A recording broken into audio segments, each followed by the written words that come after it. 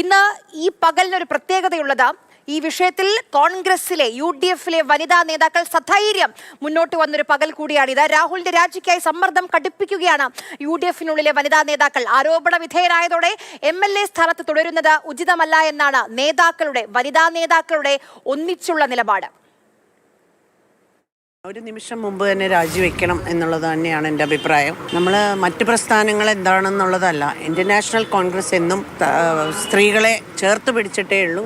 ആദ്യം തന്നെ കോൺഗ്രസ് വളരെ നല്ല നിലപാടാണ് എടുത്തത്.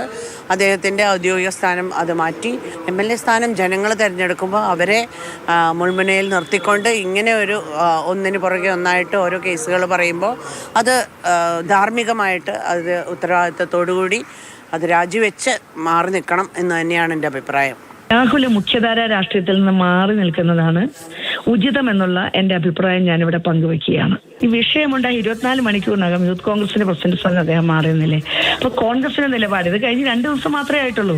അപ്പോൾ തീർച്ചയായിട്ടും ഉചിതമായ സമയത്ത് ആ നിലപാടുകൾ വരും. പക്ഷേ എൻ്റെ അഭിപ്രായം ഞാൻ പറയുന്നത് കേരളത്തിൽ സ്ത്രീപക്ഷത്ത് നിന്നുകൊണ്ട് തന്നെയാണ്. കേരളത്തിലെ പൊതുസമൂഹത്തിന്റെ മനസാക്ഷി ഉൾക്കൊണ്ടുകൊണ്ട് രാഹുൽ ഈ പൊതുരംഗത്തുനിന്ന് മാറി നിൽക്കുന്നത്. ഈ വിഷയത്തിൽ മാത്രമല്ല, ഇത്തരം ഉയർന്നു വരുന്ന സ്ത്രീകൾക്കെതിരെ പൊതുരംഗത്ത് നിൽക്കുന്നവർ, ഉത്തരവാദിത്തപ്പെട്ട സ്ഥാനങ്ങളിൽ നിൽക്കുന്നവർ ഇതുപോലെയുള്ള വിഷയങ്ങൾ ഉണ്ടാകുമ്പോൾ അത് മാറി നിൽക്കണം. രാജിവെച്ചേ മതിയാവുള്ളൂ എന്നത് തന്നെയാണ് അഭിപ്രായം. ഒരു സംശയവും ആ കാര്യത്തിലില്ല.